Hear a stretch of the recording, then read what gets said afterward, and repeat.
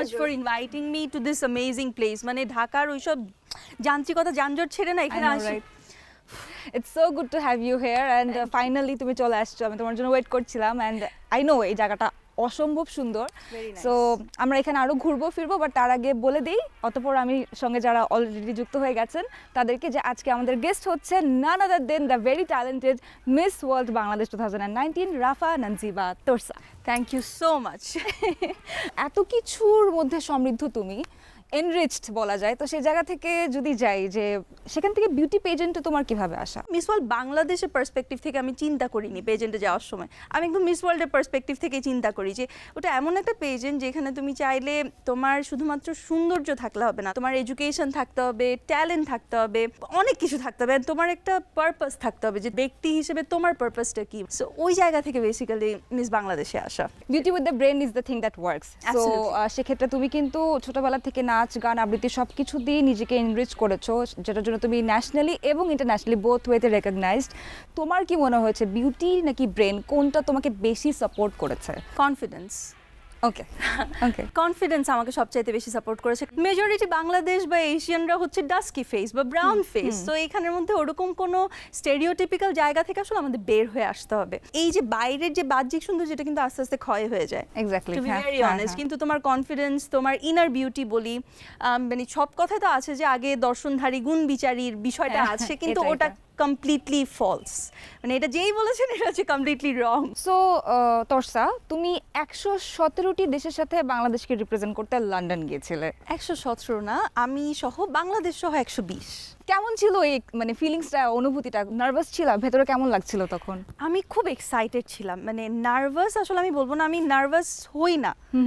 I don't like that term, আমার ভালো লাগে না। মানে বলে না মানুষে, আমার ডিকশনারিতে এই শব্দটি নেই। কাজ করে না কোনো না, কিছু? একদমই না, একদমই না। আমি হচ্ছে সবসময় মানে খুব পজিটিভ। আরও সবচাইতে মানে ভালো লাগার যেটা ছিল সেটা হচ্ছে কেউ আমাকে তোরসা বা রাফা বা নানজিবা ওই নামে কেউ ডাকতো না, miss Bangladesh, miss Bangladesh. So প্রত্যেকটা কান্ট্রির জন্য এটা আসলে একটা প্রাইডের বিষয়। অ্যান্ড ফার্স্ট ওয়ার্ল্ড কান্ট্রি থেকে যারা এসছে বলি, ডেভেলপিং কান্ট্রি থেকে সবাই ট্রিট করা হতো।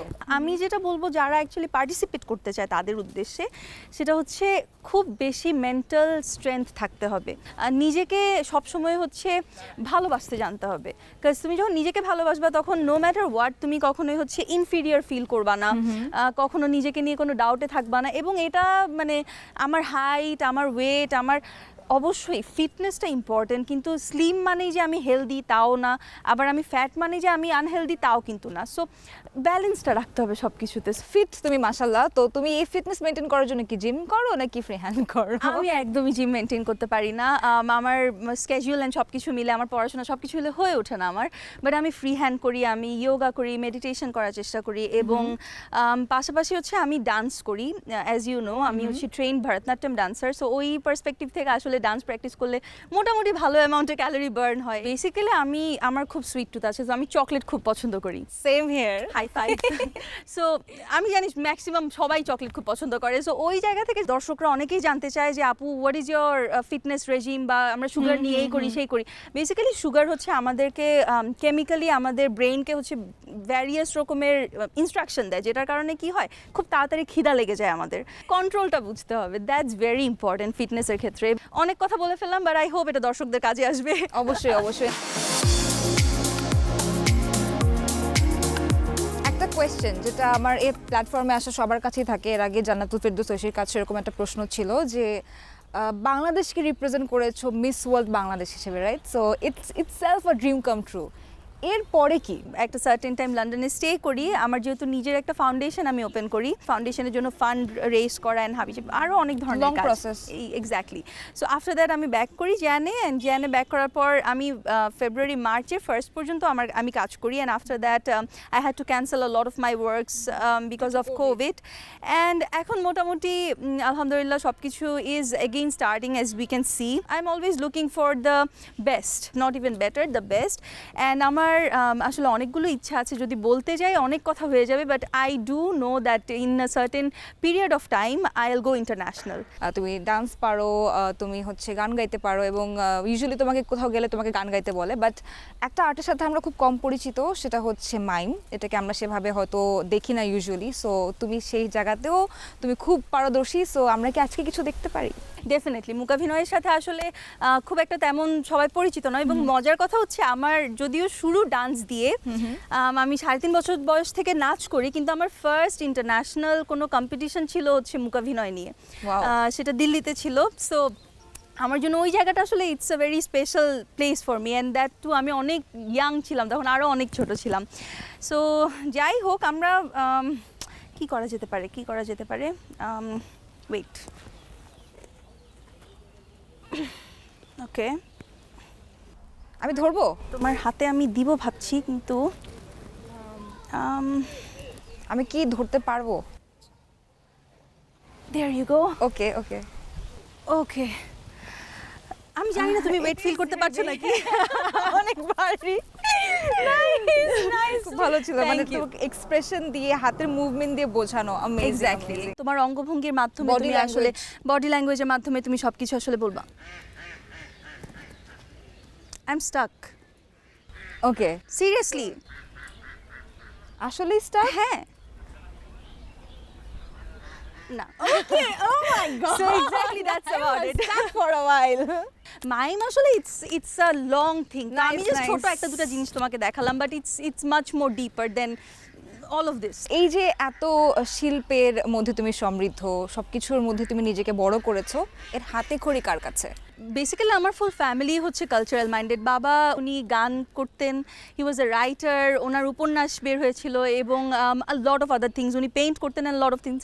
মা হচ্ছেন she is a singer actually. যে কোনো একটা প্রোগ্রামে বলি, যে কোনোখানে বলি, দেখা যেত যে আমি অনেক ভালো পারছি এবং নাচ করতে বলছে আমি পারছি, আবৃত্তি করতে বলছে আই এম দেয়ার, পেইন্টিং করতে বলছে পারছি। ওই যে কনফিডেন্সের জায়গাটা অনেক বেশি গ্রো করতে করতে আমার এখন এটা বলতে গেলে আমার প্যাশন। ভালোবেসে যখন একটা কাজ করো, ধরো তুমি উপস্থাপনা করো, তুমি যখন এটা ভালোবেসে করো, যে তুমি যদি এটা তোমার প্যাশনের জায়গা থেকে করো, তুমি দেখবা যে you are one of the best host in the whole world maybe.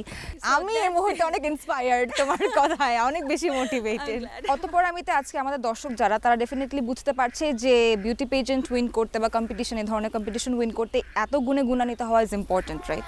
এত গুণ থাকলেই যে বিউটি পেজেন্ট উইন করবা বা না থাকলে করবা না, বিষয়টা কিন্তু সেটা না। বাট তোমার লাইফে যদি তুমি উইনার হতে চাও, তোমার ডেফিনেটলি সুন্দর মন থাকতে হবে, সুন্দর চর্চা করতে জানতে হবে, প্রোডাক্টিভ চিন্তা করতে জানতে হবে। এবং বলে না শিল্পের মাধ্যমে কিন্তু সুন্দরের চর্চাটা আসলে শুরু হয়। নিজের চিত্ত মনন বা মনটাকে সুন্দর করার জন্য শিল্পটা অনেক বেশি দরকার। সো অনেক বই পড়া, অনেক বেশি গান শোনা হতে পারে, মুভি দেখা হতে পারে, ইট ক্যান বি এনিথিং। তাহলে যে তুমি তোরসা মিস ওয়ার্ল্ড বাংলাদেশ হয়েছো, এই যে জায়গায় তুমি ক্রাউনটা পেয়েছো, এক্ষেত্রে কি তোমার এত কিছু, যে এত কোয়ালিটিস তোমার, এগুলো কি তোমাকে কোনোভাবে হেল্প করেনি? তুমি যেটা আমাকে একদম প্রিসাইসলি বললা যে তোমার এতগুলো গুণ আছে দেখেই তুমি বিউটি পেজেন্ট হয়েছো, ইটস নট রিকোয়ার্ড। ট্যালেন্ট অথবা স্কিলস এটা তুমি ডেভেলপ করতে পারবা। কনফিডেন্স না, তুমি যদি নিজের ভিতরে না আনো, ওটা তোমাকে কেউ শিখিয়ে দিবে না। সো তোমার বিউটি পেজেন্ট বলো, লাইফে যে কোনো রেস বলো, বা যে কোনো নিজে লাইফে উইন করার জন্য হলেও কনফিডেন্সটা দরকার। কি কি স্কিল থাকলেই মনে করো তারা পার্টিসিপেট করতে পারবে? পার্টিসিপেট করতে পারবে কি পারবে না ওটা সম্পর্কে বলার আমি আসলে I am not the right person, but definitely স্কিলসের কথা যদি বলি, Miss world Bangladesh, Miss World, এগুলোর কিন্তু বেশ কিছু তোমার ভিডিও তুমি দেখতে পারবা যে কি কি এপিসোড যায়। এবং আমরা যারাই কনসিকুয়েন্টলি হয়েছি, আমরা কিন্তু প্রত্যেকে বিষয়গুলো নিয়ে কথা বলি। কনফিডেন্টলি নিজেকে প্রেজেন্ট করা, নিজের ফিটনেসটা মেনটেন করা, কোনো যদি তার ট্যালেন্ট থাকে সেটাকে ডেভেলপ করা, যদি কোনো ট্যালেন্ট নাও থাকে দ্যাটস অলসো অ্যাবসলিউটলি ফাইন। সে আর কি করতে পারে, যেমন আমি অ্যানালাইটিক্যালে খুব ভালো ছিলাম, আমি ম্যাথসে খুব ভালো, সো ওই জায়গাগুলো থেকে আই টপড ওই জায়গাগুলো। ইংলিশে আমি খুব ভালো। শুধুমাত্র মিস ওয়ার্ল্ড বাংলাদেশ বা মিস বাংলাদেশ বা ওই জায়গাটাতে থাকতে চাই না, ওই গণ্ডিটাতে থাকতে চাই না, বিকজ আমাদের এখানে দর্শক অনেকেই থাকবেন যারা মেল ফিমেল অনেকেই দেখবেন। So I want my message to go for all of them. Tell me one thing about you, যেটা মানে যেটাতে তুমি দক্ষ না, যেটাতে তুমি এক্সপার্ট না, এবং তুমি এর জন্য আটকিয়েছো বা কোনো জায়গায় ইউ ওয়ার লাইক এটা আমি পারলাম না কেন। মেন্টালি আপসেটিং কিছু মোমেন্ট ছিল, so I don't really like to recall them. আমি সবসময় ওই ভালো জায়গাগুলো নিয়েই I know, থাকতে চাই। definitely, এবং এটা খুবই দিজ আর ভালো। থিংস যেগুলো আসলে আমি আর তুমি এই মুহূর্তে কথা বলে we can not really change. So ওটা নিয়ে এই মুহূর্তে কথা বলে আমার মন খারাপ করার কোনো দরকার নেই, এবং তুমি এরকম স্যাড ফেস করার কোনো দরকার নেই, ইজ হোয়াট আই বিলিভ। চলো আমরা ওই জায়গাটা ঘুরে দেখি। অ্যাবসলিউটলি। যারা এই কম্পিটিশনগুলোতে বিজয়ী হয় তারা কিন্তু বিনোদন জগতে তাদের ক্যারিয়ারটা শুরু করে। এই প্ল্যাটফর্মটা না খুবই দারুণ একটা জায়গা এইসব কথাগুলোকে তুলে ধরার জন্য। যেমন আমি যদি বলতে হয় আমার ট্যালেন্ট রাউন্ডে যে পারফরমেন্সটা ছিল ওই পারফরমেন্সটা ছিল বেসিক্যালি আমার নিজের লেখা একটা স্ক্রিপ্ট অটিজম নিয়ে, ওকে, এবং I perform that.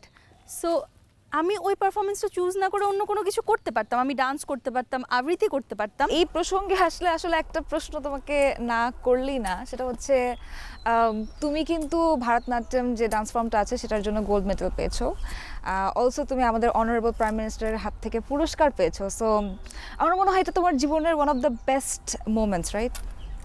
Absolutely. Good মোমেন্টসদের মধ্যে যদি বলতে হয় আমার আসলে দুটো ন্যাশনাল অ্যাওয়ার্ড পাই, একটা ফোকের জন্য, একটা হচ্ছে ফর ভারতনাট্যম।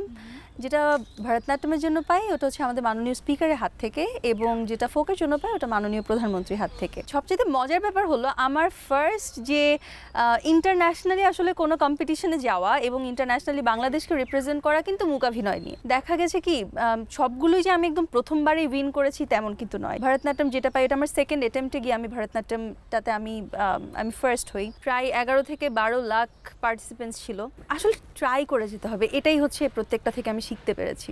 তোরসা একদম ভাত খায় না, ও বিফ খায় না, আর কি খাও না বলো তো? ভাতটা আসলে আমি আব্বু যখন ছিলেন উনি আম্মু আমরা আসলে অনেক বছর ধরে এটা প্র্যাকটিস, আমরা ভাত এমনিতে খাওয়া হয় না, বাট হ্যাঁ ওকেশনালি মাঝে মধ্যে কার্টিসি করে একটু করে খাওয়া হয়, বাট আই ক্যান নট, আমার এখন পছন্দ না, আমার ভাত ভালো লাগে না তেমন একটা। তারপরে বিফ খাওয়া হয় না অনেক বছর ধরে, কোরবানেও খাওয়া হয় না। সুগার খাই বিকজ আমি চকলেট যেহেতু খাই, চকলেটের মধ্যে সুগার থাকে, সো ওই দিক থেকে খাই, but I don't drink my calories. It might be 6 to 7 years আমি কোনো ধরনের সফট ড্রিঙ্কস খাই না। অ্যান্ড সবচেয়ে ইম্পর্টেন্ট কথা to the audiences as well, সেটা হচ্ছে যে হোয়াট এভার হ্যাপেন্স, আপনি সুগার নেন না নেন যাই নেন না কেন মডারেটলি নেন, নিজেকে শুধু পানিশ করার দরকার নাই। এমন কোনো কিছু করবেন না যেটা আপনি 2 দিন পরে ইউর গানা সে ও কেন আমি এটা করলাম, কন্টিনিউ করতে পারছি না। Don't do that. একটু এক্সারসাইজ করতে হবে, ফিটনেসটা মেনটেন রাখতে হবে, এবং মানে নিজের উইল পাওয়ারটা থাকতে হবে। তোমার আপকামিং কাজ আমরা কি দেখতে পাবো তোমাকে স্ক্রিনে? হোপফুলি দেখা যাক এই বছরটাতে ডেফিনেটলি কিছু না কিছু থাকবে, but I don't really want to blast the surprise. দর্শকদেরকে বলবো যে stay connected with me and সবসময় আমার সাথে থাকবেন, ফলো মি। অফকোর্স আমি সবসময় আপনাদের সাথে আছি, অ্যান্ড ইউ উইল সি। আমরা আমাদের শোয়ের সব থেকে মজার একটা পার্টে এখন চলে যাব, সেটা হচ্ছে rapid fire marriage. I don't know. You don't know? I don't know. No idea. No idea. Okay. Color. Dark colors are my favorite colors, so black of course. Okay. Inspiration. Myself, Obsession. productivity. Crush. David Beckham. David Beckham. Okay. মাথায় first Same যে here. নামটা আসে। High five again বলো তারপর। Best moment. One of the best moment বলতে পারি যখন আমি আমার ফার্স্ট বিড়াল, আমার ফার্স্ট কিটেন পাই তখন। Okay. তুমি পেট খুব পছন্দ করো খুব না? বেশি, খুব বেশি। Okay. Partner. Partner, productivity. Productivity is your partner. Productivity is my partner. আমি ব্যস্ত না থাকলেও নিজেকে ব্যস্ত রাখতে ভালোবাসি, so what else, what kind of partner? আর কোনো পার্টনার নেই আমার। Nature can be a partner as well. Okay, তোমার ব্যাপারে একটা কিছু বলাতে হিডেন ট্যালেন্ট যেটা কেউ জানে না, মানে এনিথিং। আই ক্যান কুক, যদি আমাকে সবকিছু প্রিপেয়ার করে দেওয়া হয়। I have a very good cooking skill, cooking মানে এটাও পারো তুমি। Okay, nice. ডিজায়ার, তোমার ডিজায়ার কি? To be at the top of the world, above everything. Above everything. Thank you so much Torsa, অনেক ভালো লাগলো তোমার সাথে আড্ডা দিয়ে। আবারও কথা হবে ইনশাআল্লাহ। ডেফিনেটলি, থ্যাংক ইউ সো অনেক মাচ। অনেক ভালো একটা সময় কাটলো আমাদের, এবং জায়গাটাও সুন্দর ছিল সব মিলে। So Very it's dear. Perfect, right? আড্ডা দেওয়ার জন্য Perfect. আবারও দেখা হবে ইনশাআল্লাহ। একদম। ঠিক আছে। অর্চিতা স্পর্শিয়াকে নিয়ে তোমাদের পাঠানো ভিডিওগুলোর মাঝে সর্বোচ্চ সংখ্যক লাইক, শেয়ার ও কমেন্টসের ভিত্তিতে বিজয়ী হচ্ছে গুলশান ঢাকা থেকে নাজমুন নাহার নিন্নি।